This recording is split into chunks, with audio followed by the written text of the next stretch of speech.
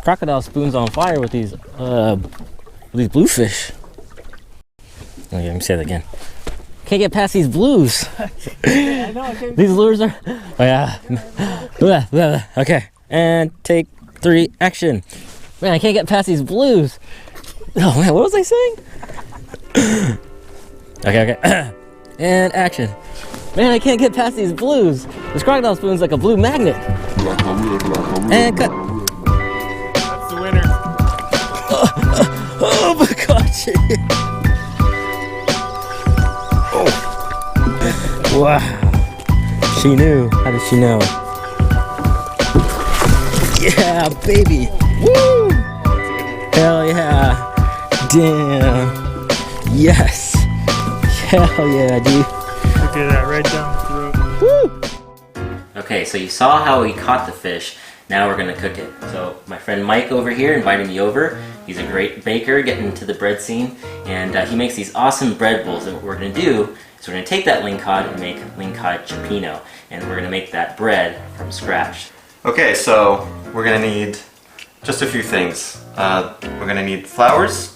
So we have here whole wheat flour, all-purpose flour, a little bit of dark rye flour, a bucket for mixing our dough, scales, bench scraper, thermometer, and your sourdough starter. So without further ado, let's get started. So we need 804 grams of the all-purpose flour. Okay, then we need 26 grams of the whole wheat flour. There we go. And 50 grams of the dark rye flour. Stir that around with my hand. And then we need 684 grams of warm water. It should be about 90 to 95 degrees. Now I'm just going to mix it with my hands. This is the kind of grossest part, where the dough is going to be stuck to your hands. And this step is called autolyze. It's where the enzymes in the flour start working and chopping up the bits of protein that are in the flour. So our dough has autolyzed now, and before it cools down, we're going to make our final mix, which involves adding the salt and the sourdough starter. So we're going to warm up the oven to 475. Okay, so we have our 2 Dutch ovens here. They're about 3.5 quarts each for our 2 bread bowls. We're going to put those in the oven to get preheated as well. So next we're going to mix the dough with our hands, and the goal of this is to incorporate the salt that we've added as well as the sourdough starter and stretch the dough so that it develops that nice gluten that keeps all the gas bubbles in the dough. Alright, so we're going to cover this and let it rest for about 12 hours, and you can stretch it a couple more times. That will develop the gluten. This is how I've learned to bake bread, pizza, tons of things using really simple methods. Shout out to Arlen who taught me to bake. So I like to get a bunch of flour down first to not have anything stick, and I like this granite counter because it's cold, keeps the dough from sticking. So I also want to get a bunch of flour inside these brat forms. These are bread baskets that we're going to use for proofing the dough. So this is our dough that's been fermenting for about 12-13 hours. So now it's ready to shape. So the trickiest step is coming up, but first the second trickiest step is getting the dough out of this bucket. So I start by putting a bunch of flour in it and just dig in.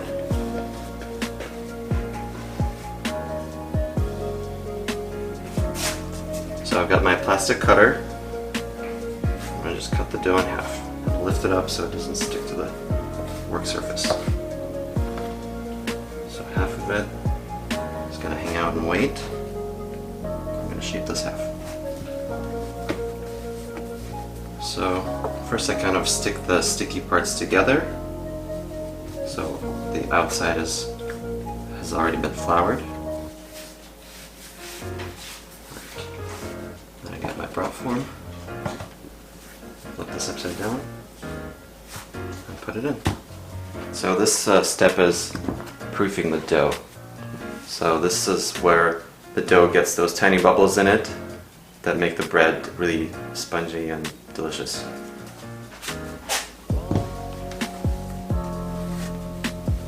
So the dough is proofed, and now we're gonna flip it out and score it and put it in our pot.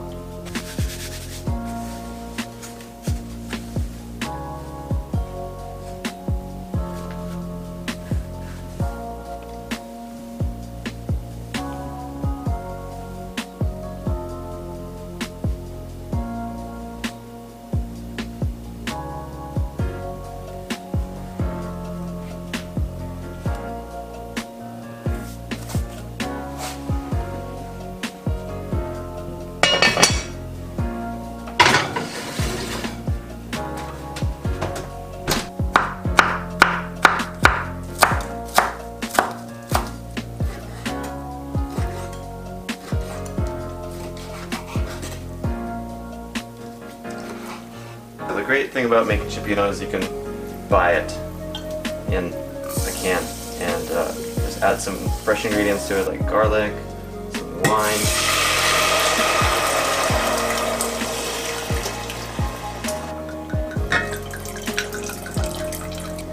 It's amazing, this fish has no smell at all. It's so fresh.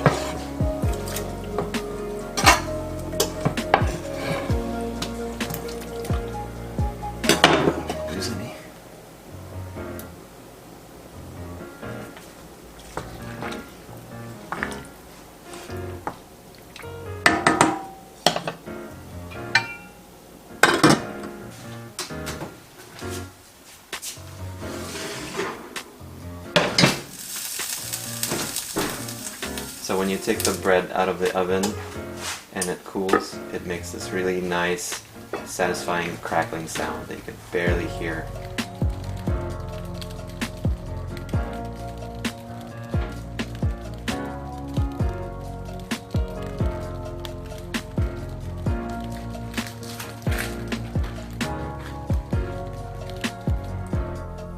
All right, the bread bowls are done. The cioppino's done. I think I'm ready to dive into this. Mike did a great job of cooking 2 custom bread bowls. He has IWF on this one. I think you know what that stands for. And if you guys know what that is, leave it in the comments below. So yeah, fresh baked. We let them cool just a little bit. The cioppino's right here. And man, everything is just about ready to be cut into. So Mike, thanks very much. Yeah, so what do we do first? Let's cut the tops off and make some bowls. Let's do it. I think I'm gonna keep some structure. Yeah, if you're making your own bread bowl, you can't go too big, you can't go too small. Make sure you have enough bread on the side, right, to have some walls. But yeah, I've never actually done this before. I don't think a lot of people have, so I've never done this. Oh, you've never done this? Never. I'm super hungry and I'm super excited. Great combination to be if you're about to go head first into a fresh baked bread bowl. Alright, oh, lots of steam. Oh, nice. Yeah, I don't know if you guys can see it, but there's a lot of steam just oozing out of this bread bowl. Whoa. Ooh, I hope this. I hope this is being picked up.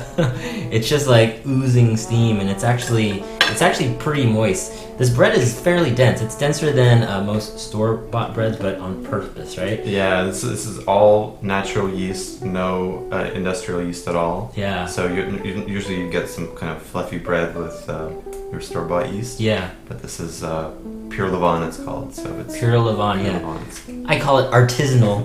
I call it, the way bread was traditionally made. Yeah, dude. First taste test of the bread itself. Let's do the meat of the bread. Make sure you get some crust. Get That's some crust. the best part. Okay. We're gonna get crusty on you guys right here. Wow.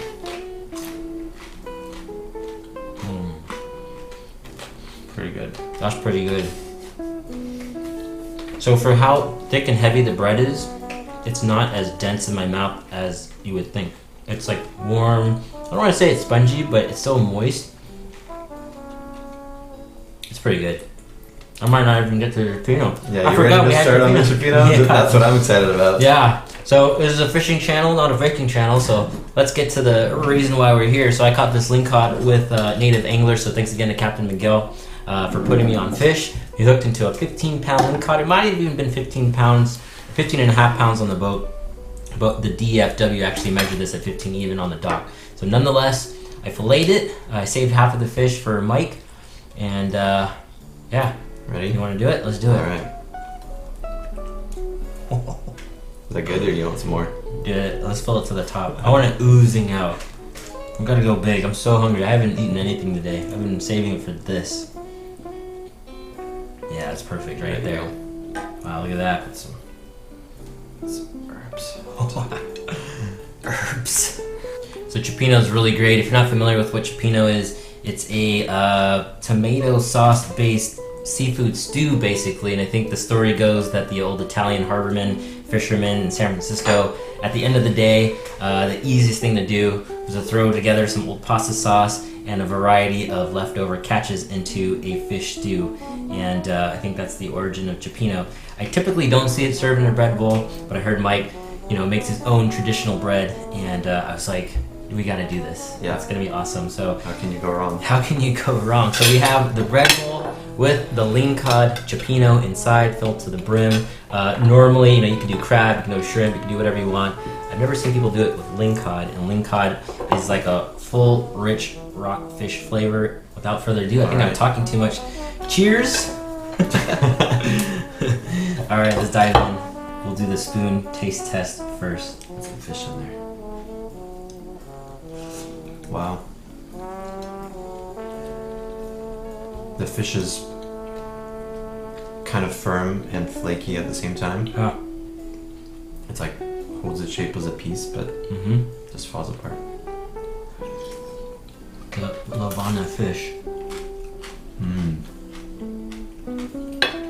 Oh, I gotta catch up. Fantastic. Alright, he dipped the piece of bread into the cioppino. Let's give that a try. Yeah, I didn't have enough bread here, so I had to dip. Yeah. Let's get some of that nice bread in there. Oh yeah. There's bread in that sauce. The sauce is kind of spicy and tomatoey, has a lot of wine to it, a little garlic. And the bread, just like this really subtle sourdough flavor. Yeah. I'm gonna take the crust of the bread and scoop a chunk of Lingcod right here. Well, just so you guys know, Lingcod's not cheap. Minimum $19, $20 a pound, sometimes $25 a pound for fillet. So that fish, that 15-pound fish, probably had a yield of at least 8 pounds, maybe 9 pounds. So easily $150 fish, maybe $200. So, I mean, this bite is probably like a $5 bite if you combine everything. Good excuse these beers. Yeah, good excuse to crack open this California lager. What do you got? I got a Brewer's Pale Ale from Anchor. Yeah, we were doing it up today.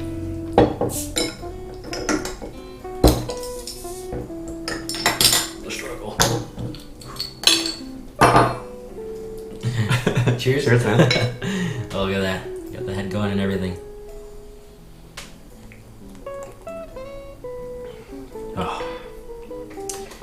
Oh, something about beer and bread. It's like team yeast, right? I think we've gotten to the part of the program where the cioppino has softened the insides of the bread. So now with every scoop of cioppino and fish, I'm getting chunks of emulsified bread.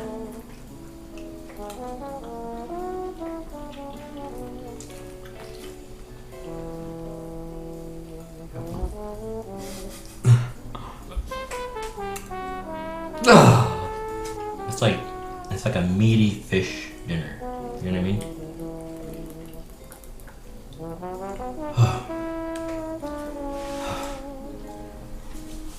I'm like tired.